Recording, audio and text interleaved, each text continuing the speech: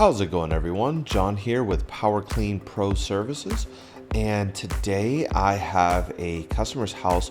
We did a full cleaning on this. She had some moss on her roof, and that's what she had initially called about. And we talked about doing gutter cleaning, siding cleaning, cleaning up her driveway, back patio. So she decided to do the works. I believe with this one, she was putting the house on the property or on the market.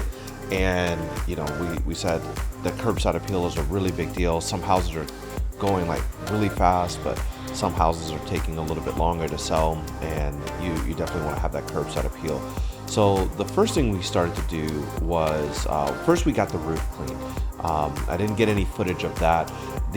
That intro footage that you saw, I was so happy with it, and I had some really great after footage of the roof and the whole house, but that file got corrupted somehow in the drone and I lost it. I was really, really sad.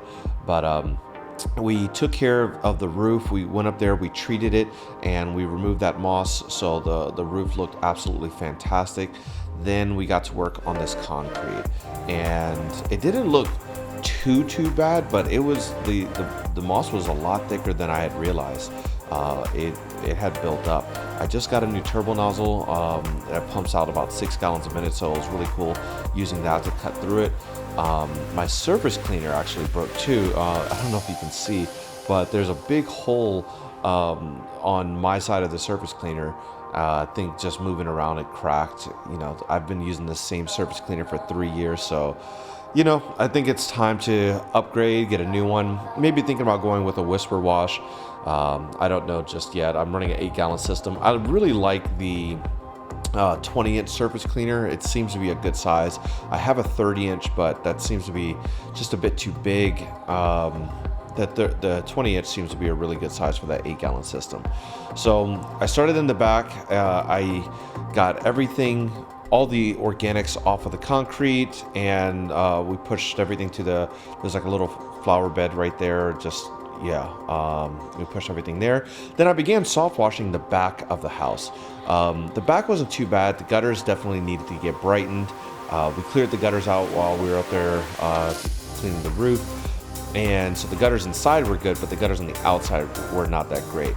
This side right here was kind of the worst of it. I believe this was the north-facing side, and it had organics growing on it. So I really focused on applying that treatment and getting that taken care of. When I'm doing the rinsing, I really try to hit the gutters really well, both when applying the soap and then also rinsing them. I try to get those gutters really good. And then the other thing is I try to get the windows really good. I spend some time rinsing the windows, because if you don't, the soap can build up and kind of leave spots in the windows. I use Apple Wash surfactant, which is really good. It doesn't seem to leave a lot of residue or anything, but it's always a good idea to rinse really thoroughly. This side was the side that was facing the sun, so I decided to rinse this side first to kind of cool it down, so I didn't cause any flash oxidation on the siding when applying the soft wash treatment. It's very rare, but it could happen, so I definitely wanted to prevent that as a possibility. So I rinsed the house down first on this siding, and then I applied the soft wash treatment, and then I did the rinse on that. So then we went over here to the front. The front wasn't too bad. There was a little spot near the front archway, but again, we're just applying this treatment. I'm using an 8-gallon a minute system, and I really love 8 gallons a minute downstream because I'm able to hit the entire house with just absolute ease. You can see I'm shooting over the house with this treatment.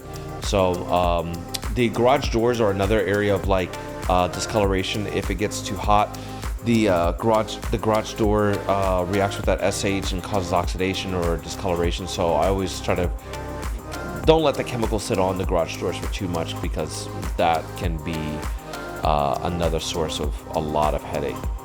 I don't let the SH sit on the house too long, just enough to kind of do its job, about 10-15 minutes, and then usually by the time I'm done and I'm on the other side, I've moved basically I start on one side, apply the chemical to the other side, move from like left to right, and then I come back to the right and then rinse from left to right. So I'm rinsing in the same order in which I've applied the chemical.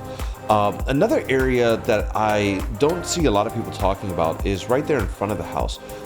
When the customer comes out, I really focus on rinsing that area down really well, getting all those cobwebs out, because that's what the customer sees when they first walk out. And that kind of sets the tone for the entire house, you know, when they're doing their review of the entire house. The driveway was fine. Not any like major problems with the driveway. The driveway came out looking fantastic. The water did pool up right there where I'm at right now. The surface cleaner had a little bit of trouble cutting through, and I kind of made a rookie error. I didn't take that into consideration. I should have started there, so that when the water pools up, it's already cleaned and the surface cleaner is already cut through. What I ended up having to do is take our squeegee that we keep on the truck and use that to kind of push the water away. That's what we needed to do in order to get that area looking really good. But the driveway went by no problem, and the house came out fantastic. I really wish I had some of those drone footage of the after, because the roof came out good, the siding was phenomenal, and the overhead shot of the drone was really good. So I was happy with the entire project.